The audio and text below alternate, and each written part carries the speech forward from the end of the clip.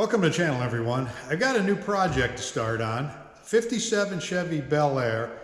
Now I'm going to walk you through this, tell you what I got to do to it. Now this car belongs to a very good friend of mine. He's had this car for years. I'm thinking about 50 or 51 years he's owned this car. He's done a lot of work to this thing over the years. He's painted it. The last time was probably about 18 years ago. Still looks real good. He's put door skins on it, did all kinds of body work, done all the mechanical work. I don't know, he's engines, transmissions, he's always tinkered with it. He's probably had almost every nut and bolt off of this car at one time or another. But he started on a big project here, and I stopped at his house to look at it a while back, and let me show you what's going on. Okay, it looks like a Fred Flintstone mobile in here. Now the floors was all original in this car, and when he bought it, it was rotted out in the back on both sides, up in the front. And he did some patchwork on it, which at the time was put some new sheet metal in here, and it was pop riveted and undercoated and sealed up pretty good. But he finally decided that he wanted to put a new floor in here. So he had started on it last year, and he called me up, wanted me to take a look at it, see if I had any ideas, best way to do it. And in looking at it, it's pretty involved. And besides the floor, we're going to put all new supports in here.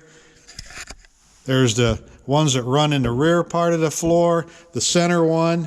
There's a floor support here, and then these upper ones, which are actually body mounts, same way with right here. This is body mount in here.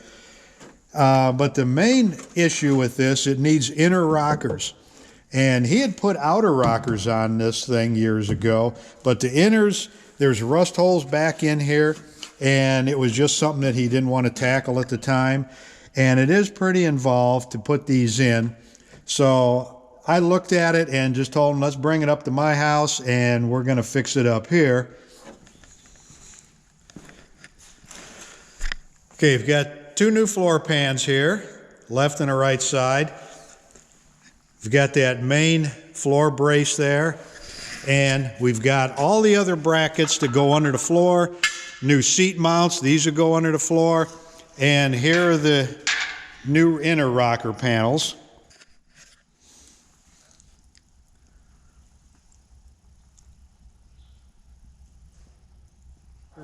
Now the only thing different about this kind of job here, as opposed to something that comes in that's been in a collision, putting in an inner rocker is a little bit easier because you're removing all the outer and you're working from the outside in to deconstruct it, then you just build it in reverse.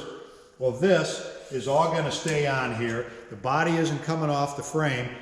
I've got to replace that inner rocker strictly from working from the inside there. So it's going to be a little bit of a, I'm not going to say a challenge, but a little bit, I have to think a little bit different of how these pieces are all going to go in.